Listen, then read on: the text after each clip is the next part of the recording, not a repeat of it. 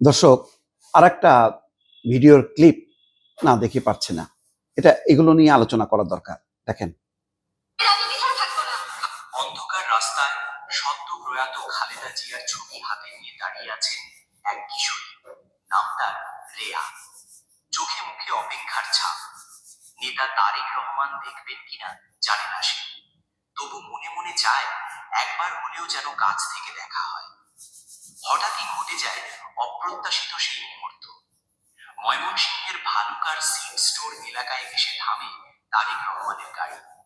দরজা খুলে তিনি নিজেই ডেকে নেন রেয়াকে।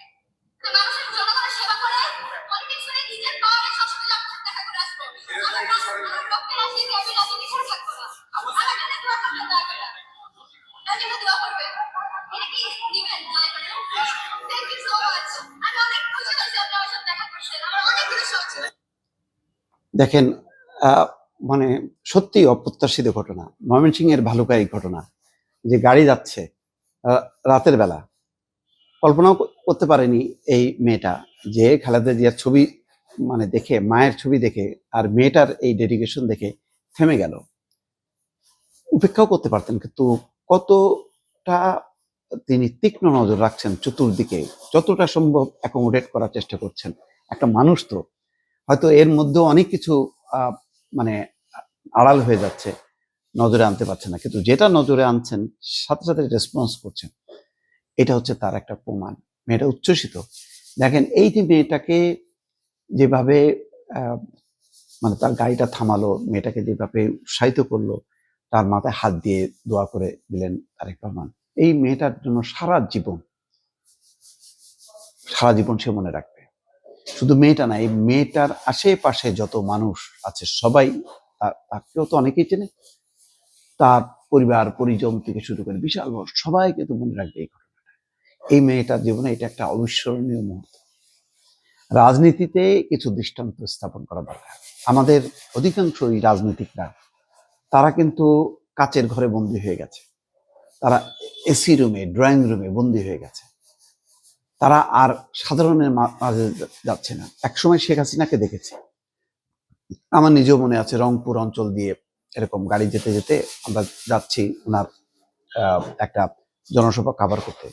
হঠাৎ করে ঢাকায় ফেরার পথে গাড়ি থামলো, দেখলাম যে দূরে শীতকালীন মহড়া দিচ্ছে এরকম সেনাবাহিনীরা। উনি কিন্তু সোজা নেমে গেলেন। তারপরে সেনা সদস্য যারা তাদের অফিসার, জুনিয়র অফিসার, তার সাথে দাঁড়ায় কিছুক্ষণ কথা বললো। এগুলো হলো দৃষ্টান্ত। এই যে কথা বললো এবং দূর থেকে তার সহকর্মীরা দেখলো, তারা কিন্তু তাকে সম্মান জানালো। মাঝে মাঝে মাটিতে নামতে হয়, কিন্তু আমাদের এখানে যেটা হচ্ছে এখন বা বিগত সময় যেটা হয়েছে, এগুলো লোক দেখানো হয়ে গেছে। এগুলো হলো এক ধরনের অভিনয়, এটা রিয়েল না। কিন্তু রিয়েলি যদি একজন মানুষ জননেতা হতে চান, সেবক হতে চান, তাহলে তাকে কাজটি করা উচিত।